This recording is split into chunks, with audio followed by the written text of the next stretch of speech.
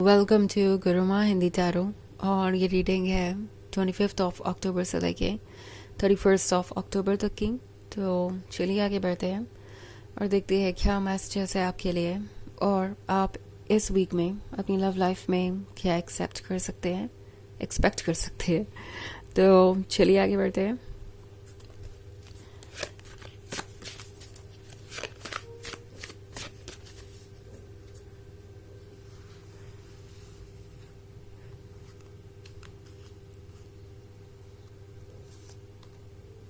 Two of Chalices, Seven of Wands,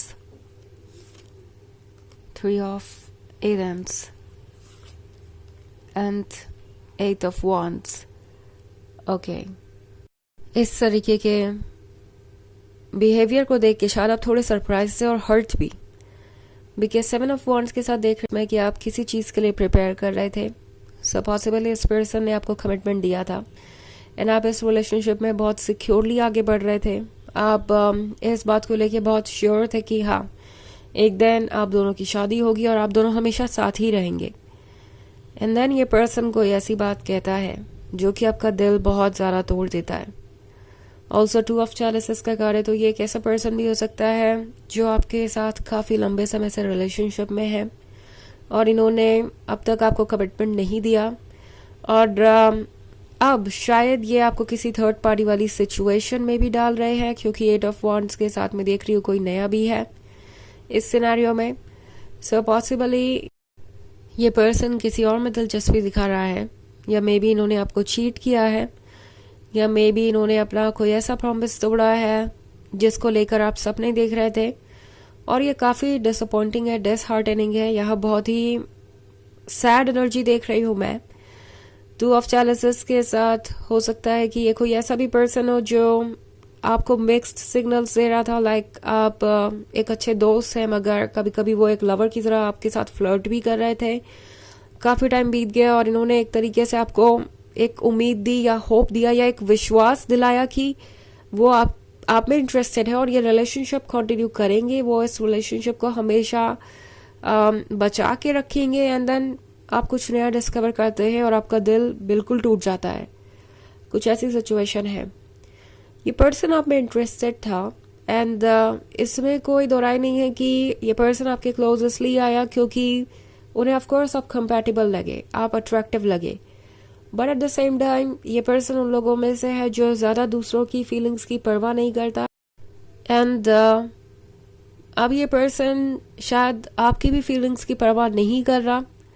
आपको ऐसा लग रहा है जैसे इन्हें सिर्फ और सिर्फ अपने बारे में ही सोचना आता है और ये आपको सही लग रहा है क्योंकि ये पर्सन सिर्फ अपने कंफर्ट जोन के बारे में सोच रहा है। इट्स लाइक माई वे और हाईवे, यानी कि मेरे तरीके से चीज़ें आगे बढ़ती है और बढ़ती रहेंगी। अगर आप इसके साथ ओके है तो ठीक है, नहीं तो कोई बात नहीं, बाय। तो ये इस तरीके की सोच रख सकते हैं इस वक्त। ओके एंड ऐसा नहीं है कि ये सब कुछ वो आपसे डायरेक्टली कहेंगे, बहुत क्लियरली थोड़े मैनिपुलेटिव भी है। ये हो सकता है आपको ही ये फील कराए कि आप गलत सोच रहे हैं। इट्स लाइक आपको सोचना चाहिए मेरी क्या सिचुएशन है, क्या मजबूरी है, अगर ऐसा नहीं होता वैसा नहीं होता तो हम ये रिलेशनशिप कंटिन्यू कर सकते थे।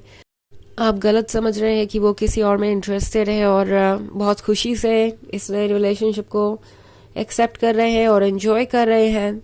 एक्सक्यूजेस, इतने सारे एक्सक्यूजेस आपने पहले कभी सुने नहीं होंगे और ये पर्सन आपको ऐसा फील कराएगा जैसे कि उनके कंट्रोल में कुछ भी नहीं था, वो तो बस वही कर रहे हैं जो उन्हें करना पड़ रहा है।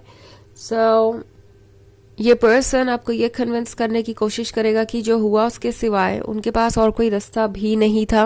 ओके, थ्री ऑफ एडम्स के साथ वो मजबूर थे।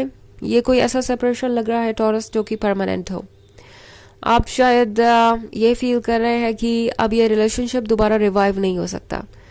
मे बी इस पर्सन ने आपसे ये कह दिया हो कि हमारे रिलेशनशिप में ये प्रॉब्लम्स है, ये इश्यूज है, ये ऑब्स्टेकल्स है, तो ये रिलेशनशिप मेरे चाहते हुए भी कंटिन्यू नहीं हो सकता। आपको समझना चाहिए, आपको मैच्योर होना चाहिए, उन्हें माफ़ कर देना चाहिए, उन्हें भूल जाना चाहिए। ये सब एक्सक्यूजेस आपका इतना सारा वक्त लेने के बाद। सो ऑफकोर्स ये डिसअपॉइंटिंग तो है, बट टैरो आपसे कह रहा है कि अगर ऐसा पर्सन आपसे दूर जा रहा है तो उसके पीछे भागने की आपको कोई आवश्यकता नहीं है। ऐसे पर्सन को आप खुद से दूर जाने दीजिए। आप उनके ट्रुथ को देख ही चुके हैं, उनके नेगेटिव साइड को देख ही चुके हैं। हाँ, आपका दिल बहुत ज़्यादा टूटा है। 10 ऑफ एथम्स के साथ आप अकेला सा महसूस कर रहे हैं, बट ये जो पेन है ये एक एक्सपीरियंस की तरह आया है, एक मैसेज भी दे रहा है आपको। ये आपको कह रहा है कि बाउंड्रीज बनाइए एंड हमेशा उसी रिलेशनशिप में रहिए जहां आपको लगता है कि आपका लव रेसिप्रोकेट हो रहा है। मे बी आप बाउंड्रीज बनाना भूल गए थे या दूसरों को बहुत ज़्यादा स्पेस दे रहे थे। बहुत बार आपने इन्हें मौका दिया कि वो इस रिलेशनशिप को कंटिन्यू कर सके एंड इसकी वजह से इस पर्सन ने हर चीज़ को टेकन फॉर ग्रांटेड लिया।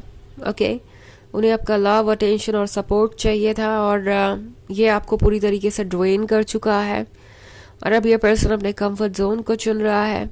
सो टैरो आपसे कह रहा है कि देखिए केयरफुली जो कुछ भी आपके लाइफ में हो रहा है इस वक्त, क्योंकि ये एक लेसन और एक एक्सपीरियंस की तरह आ रहा है। ये बहुत पेनफुल है बट ये आपको ग्रो करने में मदद करेगा एंड ये आपको हिम्मत देगा आगे बढ़ने की और फ्यूचर में सही चॉइसेस करने की। सो फिलहाल टैरो आपसे कह रहा है कि आपको खुद को फोर्स करने की ज़रूरत नहीं है। इट्स नॉट लाइक कि आपको अभी के अभी मूव ऑन करना ही पड़ेगा, सारी फीलिंग्स को एक दिन में ही भूल जाना पड़ेगा, अपने आप को फोर्स करना पड़ेगा। नो, हीलिंग कभी भी एक दिन का प्रोसेस नहीं होती है। आपको बार बार ऐसा लगेगा कि आप हील कर रहे हैं, फिर उसी पॉइंट पे आएंगे, मगर हर बार प्रोग्रेस होती है। इस बात पे ट्रस्ट रखिए और अपने लेसन्स को कभी ना भूलिए।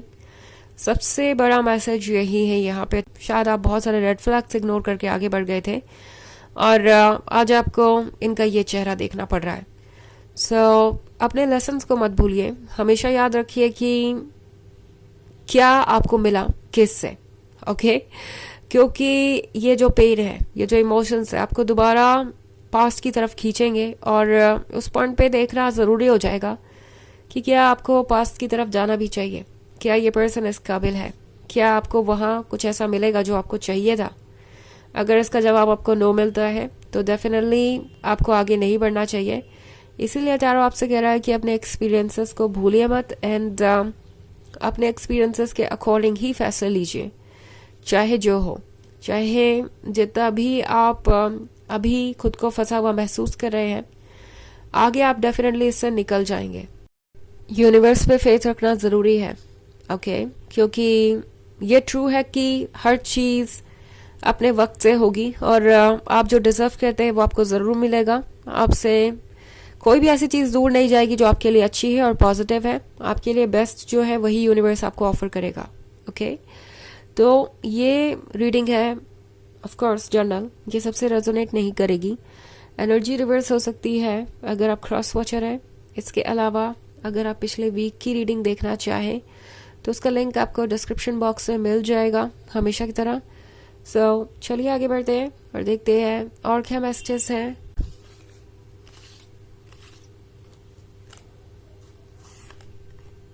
Six of Wands, Ace of Wands, the Oak King, Queen of Wands। So the Oak King का कार्ड है। आप वाइजर है पहले से ज़्यादा, आप ट्रुथ को देख पा रहे हैं।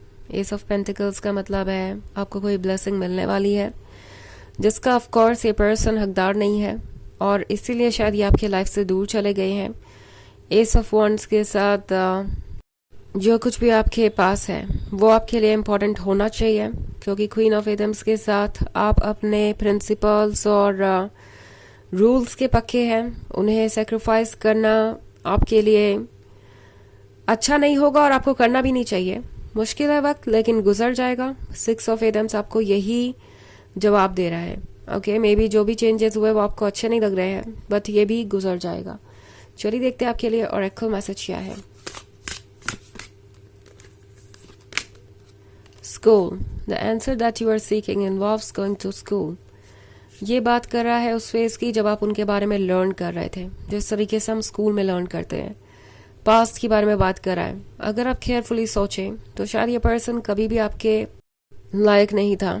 आप उन्हें मौका दे रहे थे, आपको लग रहा था कि वो बदल जाएंगे, बट ट्रुथ ये है कि आप किसी को बदल नहीं सकते।